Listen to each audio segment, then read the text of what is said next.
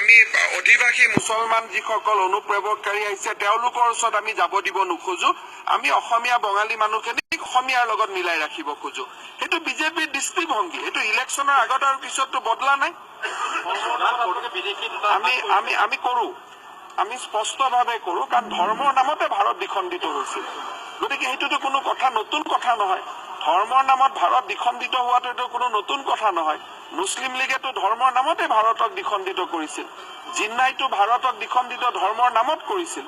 গতিকে এইটো এটা ঐতিহাসিক সত্য ধৰ্ম নিৰপেক্ষতা হৈছে সৰ্বধৰ্ম সমভাৱ তাৰমানে মছজিদতো নামাজ হওক খ্ৰীষ্টানতো হেৰি হওক কিন্তু ধৰ্ম নিৰপেক্ষ মানে আমাৰ ভাৰতবৰ্ষত আমি সংখ্যালঘিষ্ঠ হৈ যোৱাটো নুবুজাই নহয়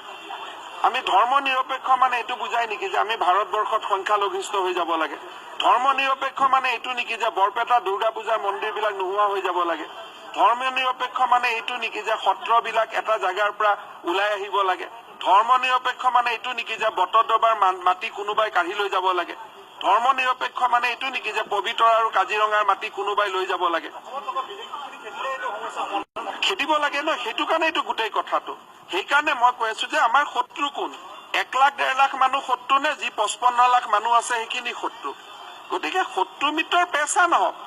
1 লাখ মানুহটো ইছ্যুৱে নহয় এইখিনি মানুহকতো ভাৰতৰ ভিতৰত কালি কলে লৈ যাক বুলি কলে কোনোবাই লৈ যাব কিন্তু আমাৰ আচল সমস্যাটো ক'ত আচল সমস্যাৰ পৰা বাওঁপন্থীসকলে আমাক আঁতৰাব খুজিছে আৰু আমি তাত ভৰি দিছো মই ডক্টৰ